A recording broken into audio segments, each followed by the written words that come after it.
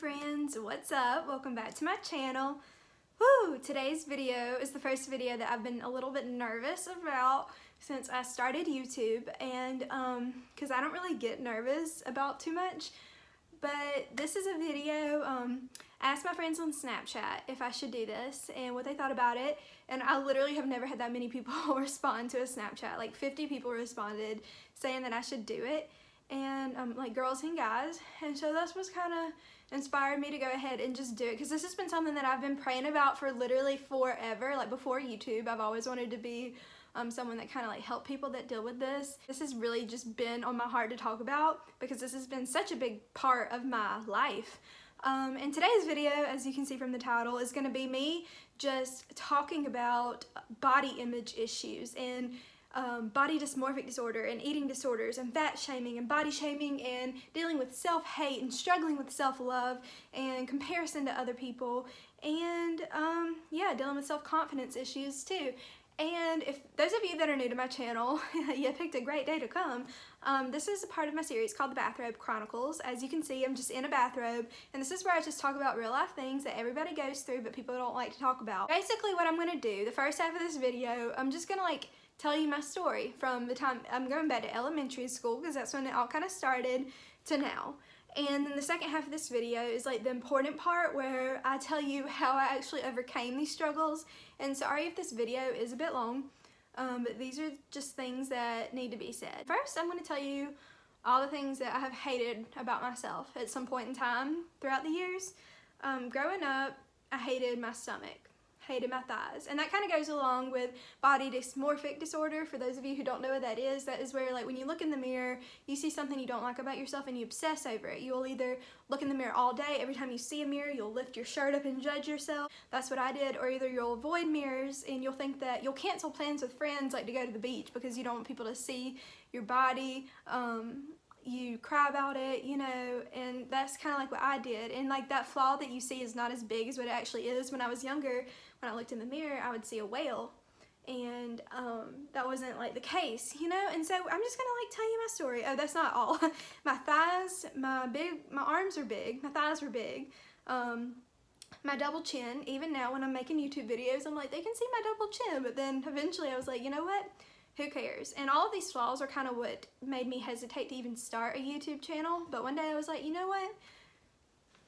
I'm just gonna do it. My eyeballs. Now, this is kind of funny. And my big lips. Because this girl, okay, in college, you think that like you meet mean girls like when you're a kid? No, this girl in college like didn't like me, and like her friends, we have like mutual friends, they reached out to me and they were like, Claire, have you seen this girl's tweet? It's about you. And I was like, what? And it was this goldfish, y'all.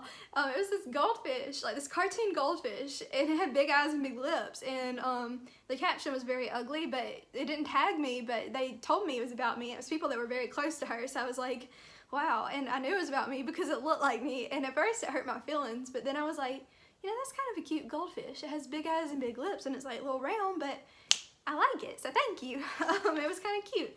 And so, and my toes and fingers, they're not proportional to my body. They're both long and skinny. And then growing up, one of the biggest things I hated about myself were my freckles and my red hair, because people are either blonde or brunette or have black hair. Not a lot of people have red hair, you know, and so I was always different, and I barely knew any girls. I had some guy friends that have red hair, hey guys, but girls with red hair were like very rare, and so I used to be different. And so I'm just gonna kind of go back and tell you my story, and like how I said, don't feel sorry for me. Like, your girl is doing good. I'm just gonna tell you, like, we're gonna talk about my dad, we're gonna talk about my everything, where it all began. So rolling back, let me get my little paper. When I was in elementary school, we're now beginning, so get your popcorn. When I was in elementary school, I had asthma, and so I had to take this medicine, and this medicine made me gain weight, or we think that's what made me gain weight. So when I was in elementary school, I went to a super small school. This school did not have any sports, which, I mean, most elementary schools don't. This school barely had PE class. And I was a little bit on the bigger side. I was very, very shy. Very shy. I was like one of the only, you know, when you're in elementary school, everybody hears about you having your first little boyfriend or whatever. I never had one. Never. Not even in middle school, but elementary school especially, because I was so shy. And so I barely had friends. I would keep like 1 or 2 friends, but food was my friend. And that's where I kind of became that unhealthy relationship with food, because it was always there for me and I didn't have to talk to food. I could just eat it, so it helps with my shyness. Sorry if y'all hear the rain. It's like raining outside. But yeah, anyway, so elementary school was super sad. You know, food was my friend. I looked different than everybody else, and going into middle school, I transferred schools my 7th grade year. And this is where it kind of all really began. So food was still my friend. I was still shy. I was the new girl in school. I looked different than everybody else. I was still overweight. And, you know, that's just a fact. Like, I was overweight. I wasn't like extremely overweight though. But 7th grade, I noticed like all these new girls in my class and these girls that became my friends. I compared myself to them all the time because I just didn't look like them. You know, I didn't. And so I was like very self-conscious and had no self-esteem. And 7th grade, I played basketball. Now my dad is going to have a lot to do with this story today. And yeah, he is.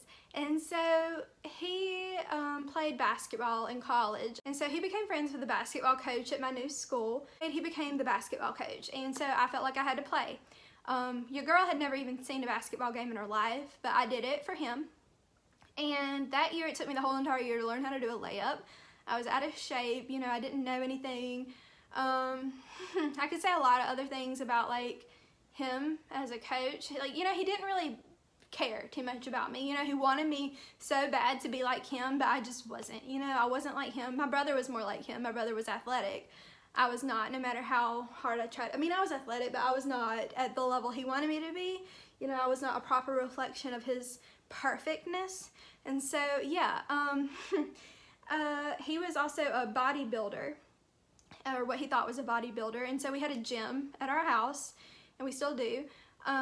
And when he lived there back in the day, he used to work out every single day. And he would call me out there to work out with him and his friends. Again, don't feel sorry for me. But he would make me get on the scale, either with it just him out there or him and his friends. And he would be like, oh, we're going to get you looking like us, baby. We're going to get you looking like us. Just go over here and get on the treadmill. We'll have you run. We're going to get that weight off. And at the time, I thought he was like looking out for me. I thought he had my best interest at heart. You know, like, oh, he's like looking out for me. Yay. And no, that was so unhealthy. He could have been like, let's go swimming together. Let's go for a run. Me and your brother are going to throw the football. You want to come with us? Let's go play basketball. Let's work on your layups. No, he wanted to bring me down and make me feel bad about myself. And that's what he did. And he succeeded. When we would go out to like restaurants or church or family reunions or the store, the mall, he would always make fun of people that were overweight. You know, he would always call people fat. He would always make pig noises. He would always bring people down. And I know people are probably like, did she just say that on the internet? Yeah, like he did. And that's when I would see him say those things about these people. I was like, well, if he thinks those things about these people, but he thinks he's looking out for me, he really thinks those things about me. And so I would cry myself to sleep like every single night. But yeah, and so that kind of like really had a lot to do with where all of this body image distortion came in. And later that year I tried out for cheer and I made it. In 7th grade going to 8th grade, you know, food was still my friend. I was drinking Gatorade every day. Like we had practice every day over that summer, and I thought that was healthy. No, Gatorade's not that healthy for you, you know. And so I was actually probably gaining weight. But 8th grade, I decided I wanted to get good at cheer, and I decided I wanted to do tumbling. Well, I didn't really want to do it. I just wanted to be like everybody else. And so I was going to tumbling lessons twice a week, private lessons, and then I was in the level 1 tumbling and cheer class with all of these, like, if you've seen Ice Princess, that older girl that's in there with all the young girls, I was like the 8th grader and there were the 3-year-olds, and I was working my butt off, you know, and I also cut out soft drinks, which is something I needed to do, and the weight just started kind of falling off. But 8th grade of my middle school year, basketball rolled around, and my dad told me that until I looked like the other girls, he was not going to coach me. And I was losing weight. I was doing everything I could, but he told me he didn't want to coach me until I looked like the other girls. And the way he said it made me think that he was looking out for me, as weird as that sounds. But it was just, you know, it hurt. You know, I cried, and so I still played. It didn't stop me. He was embarrassed of me. I wasn't like him. You know, he spent all his time instead focusing on my brother and the sports my brother played because he grew up as his football and baseball coach. And, you know, it hurt. You know, he didn't want me. He didn't want to be associated with me. I think he coached varsity that year, but I was still in JV because, you know, it was always about him. And so, between, like November of my 8th grade year, when I started tumbling, cut out the soft drinks, going into my 9th grade, like over that summer, I lost 50 pounds. Not just that summer, like over that like 9-month span, whatever that is, I lost 50 pounds. And I did it in a healthy way. You know, I was eating healthier, I was working out, cut out the bad drinks and everything. But summer of that, before 9th grade, is when all the compliments started coming in. And this is where the issues started occurring. People would say, oh, you look so good now. You must be so proud of yourself. I'm so proud of you. You finally did it. You look so good now. And those words like now, it killed me. And it made me cry because I was like, what if they kind of like assured myself that all the bad things I thought about myself before I lost the weight were true. Like they thought I was a whale. They thought I was disgusting. You know, and so those comments, in their eyes, they were just being nice, but to me, it was like family, friends, strangers saying I look good, and I was like, what if I gain the weight again, and they go back to thinking I'm disgusting? And so it kind of made me just start obsessing. You know, I was counting all of my calories. I quit eating normal food. I ate Special K every meal, just plain Special K. I would put fruit in it, which, I mean, like, that's healthy, but that's all I was eating. I would go to bed hungry. I was taking appetite suppressants, not really diet pills, just like natural appetite suppressants. I remember I was a size 4 in jeans, like comfortably, and I remember being in the American Eagle dressing room, and I tried on a size 2, because in my mind a size 4 was just like enormous. And I remember I got the 2 to button, but I couldn't move. I couldn't walk around. I couldn't bend, I couldn't sit down, but I bought those size 2 jeans. I was crying. I bought them. Those were like my gold jeans. And I don't know if y'all have ever like seen me at this time in my life. Like I was like a size small. I probably could have worn like an extra small in shirts, but my legs were just big. You know, I didn't really have cellulite. They were just thick. You know, they were strong, they were muscular, but at the time, you know, like, your girl, I just don't have small legs. Like, you know, that's cool. I would weigh myself twice a day, and like if the scale was different at night than it was in the morning, I would cry. And then, you know, my dad, like, he didn't really ever say anything nice about me really losing the weight. It was just like, you still need to keep going kind of thing, you know? And at nighttime, sometimes when those comments would get to me and like comparing myself to all my other friends that just had these naturally small legs, it got overwhelming. So 11 o'clock at night, I would sneak into the kitchen and I would eat half a bag of chips, and I would binge eat. And then after I would do that, I would be like, oh my goodness, what have I done? But I could never make myself throw up. I used to try, honestly, and I couldn't do it. And so I would eat the whole bag of chips until it would make me sick to where I would go to the bathroom. And like, that's just the reality. Like, that's not even me trying to be nasty, but like, I would just binge eat and like rub my stomach until I would come out of me, because I was disgusted with myself. And it was like a daily or weekly process, and it was awful.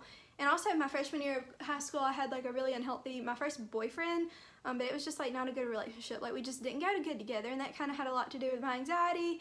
And you know, I was just like so obsessed with my weight, and it was so unhealthy. 10th grade rolled around, I got a different boyfriend, and it was, I'll be honest, it was like a lot more of a healthy relationship. You know, I was working out and running track, and you know, I was healthy. You know, I cheered, played basketball still. My dad's comments, you know, when we would fight, he would always call me fat. That was like his, you know, instead of saying like, you need to be a better kid, he would just call me fat. And that hurt. And at the time I thought he was just looking out for me. But I was still comparing myself to other girls, and like, it was just like, I could think about a french fry and I would gain weight, and they would eat like 2 cheeseburgers and they would stay the same size, and it just hurt. And 10th grade, like, I was still fit, you know, I didn't really gain like a lot of weight. I just finally got to where I was just healthy. And then like these different like photography and like modeling companies reached out to me, and they would want me to take pictures for them, and like nothing like legit or anything, just like freelance people. I mean, some of them were like official companies.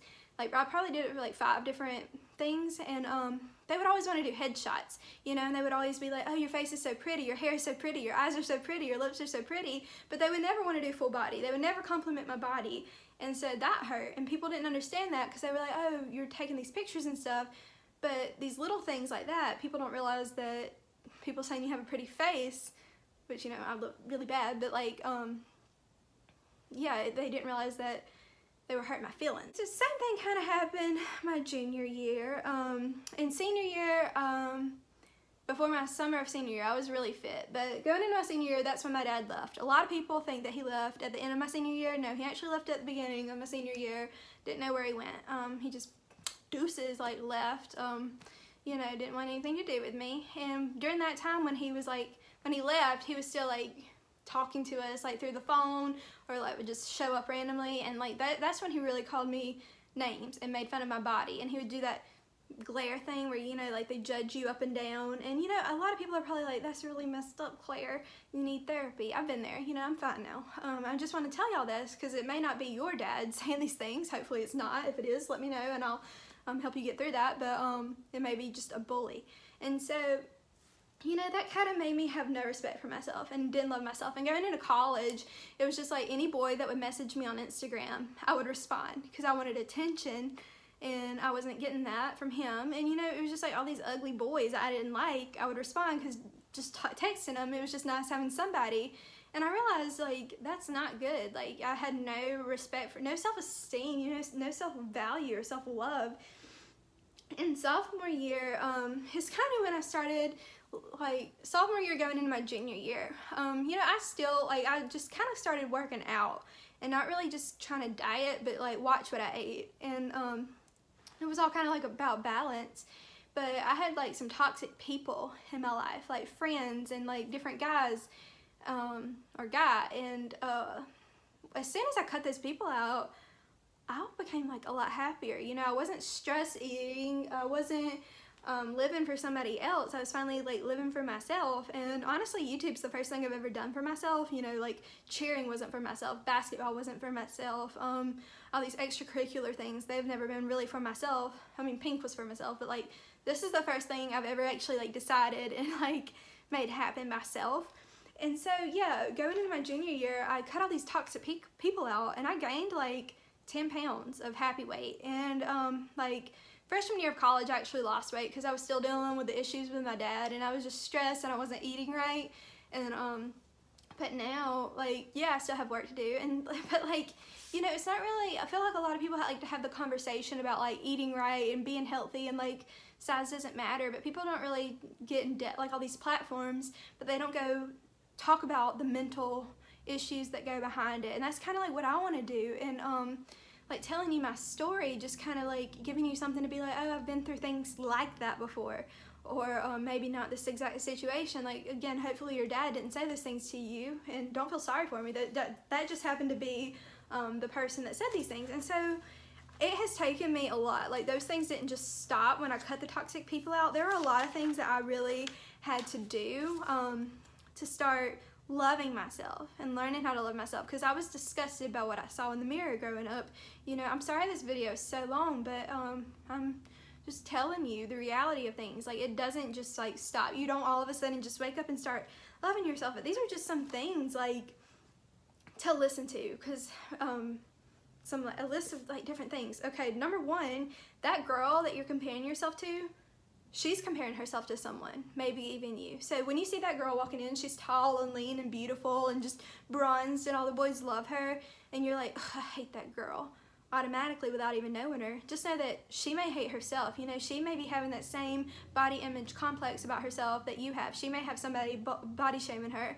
And you know, you see that girl, you see that quote where it's like, that girl, this is a little bit different, the girl that you just called fat, she's starving herself every night. You know, that's just like an example. So like, you never know what someone else is going through. So don't be so quick to judge people, because people of all different shapes and sizes have body image issues.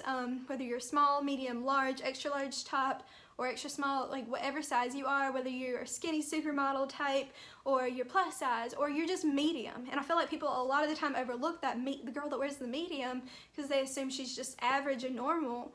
But I'm like the medium girl. You know, I wear a medium in almost everything. I can wear a small in some things and a large in other things.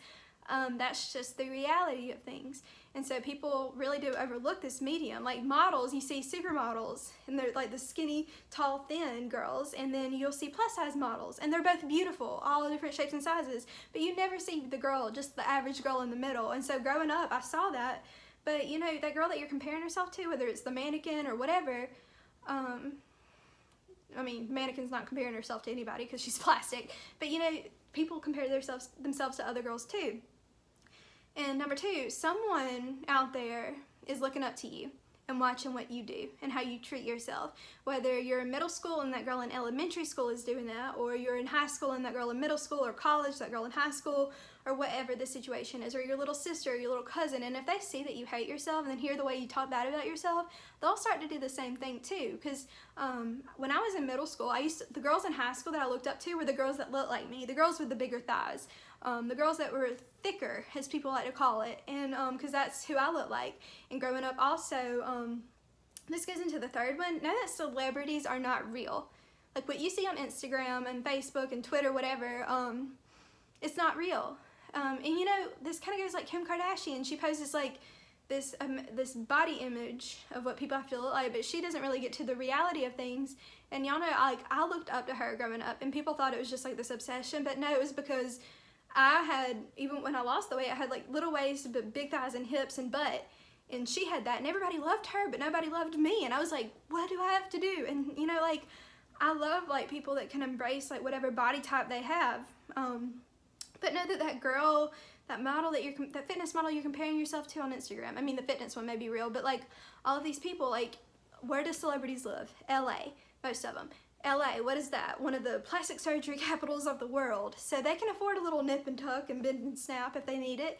And so those are not really good people to compare yourself to. Instead of like idolizing people, set more of yourself as a role model, you know, based on their actions and their personality more than their body. Because, you know, this is another point, that girl that you want to look like, that beautiful girl, think about the most beautiful girl you can think of. Guess what? You're never going to look like her, ever, no matter what you do.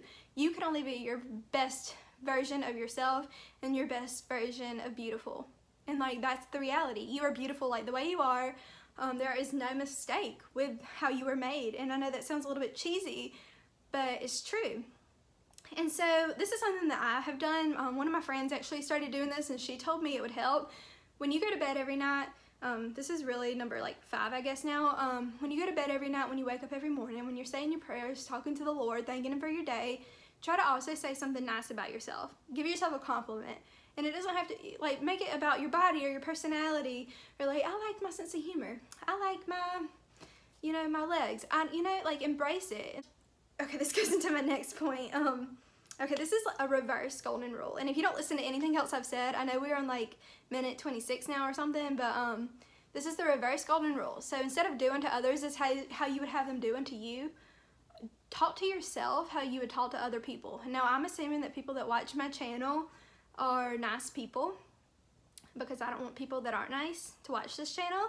And so I imagine that you would be nice to other people if you talk to them. And so talk nice to yourself. You know, I know I would just be like, oh, Claire, you're disgusting, you're gross, you're ugly, you're fat. But I would never say that to anybody else. So don't say that to yourself, because that's really mean. This goes my next point, I think it's 7. Ignore the numbers. That size on your outfit, jeans, guess what? In every different store, a different size, like, is a different, like, actual circumference. I have one size in American Eagle jeans, and then a totally different size in, like, ASOS jeans, and, I cannot talk. So, like, just know that, like, in the scale, I quit weighing myself. I go by how I feel in my clothes, and how my clothes that I've had for, like, a year fit me. That's how I know if I gain weight. Like, I just hate weighing myself. I do. I really do.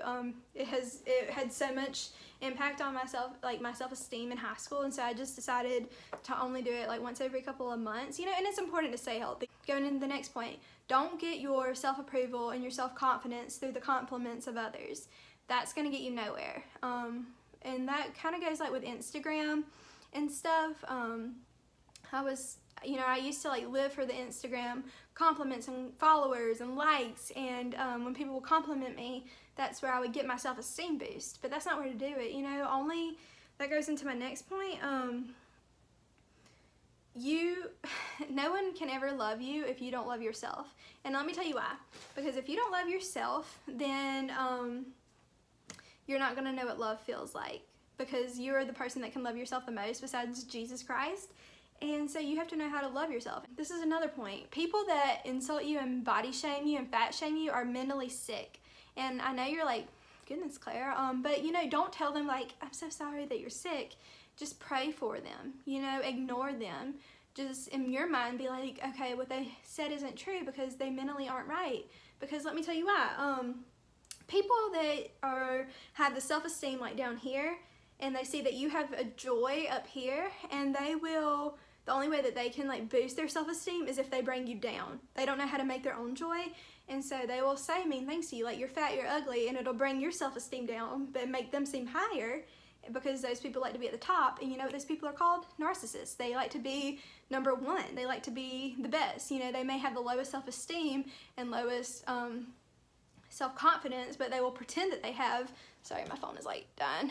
They will pretend that they have this confidence, but in reality, they just want to be better than you. They will be number one, and they won't even let you be number two. They'll want you down here as number three. And those are narcissists. How do I know that? I lived with one. And this kind of goes with what I said earlier. Remove toxic people out of your life. You know, those people that are being mean to you, those people that aren't good for your mental health or physical health, remove them. Mental health is just as important as physical health.